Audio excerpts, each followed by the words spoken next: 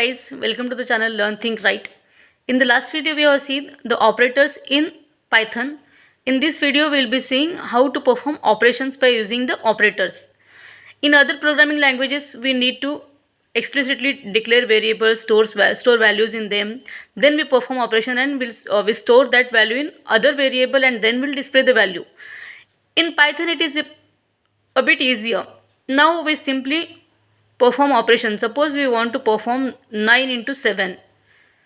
Simply write that, press shift enter, you get 63. Now we can also perform complex operations like 45 minus 8 into 7 minus 10 by 2. So this is a bit larger calculation and for this you get answer 16. I will suggest you to try this on your system. Okay, we get answer here minus 16.0. It is giving in fractional numbers. Now next, for that output if you want to again perform some operation into 10 plus 15, so the output will be minus 145. Now next,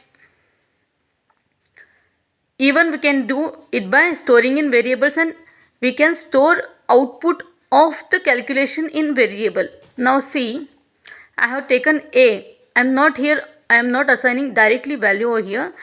I am assigning it a mathematical expression, that is 45 minus 9. Again in B I am storing some calculation 3 into 2.6. Now I am printing here addition of both of them. So the addition will be 43.8. Next, in Python we have facility of deleting a variable.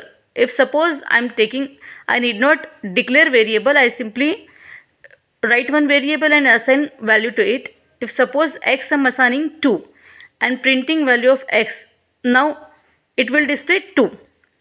If suppose I no longer need that variable, I want to delete that, I will delete it with the help of del and simply write x, that is variable name, del variable name. And now if I am going to print value of x, Python will give you error over here because that variable is no longer present in the system, that is deleted. Okay, hope you understood today's video. Feel free to ask any doubts. Please keep pressing on bell icon for upcoming videos. Subscribe the channel.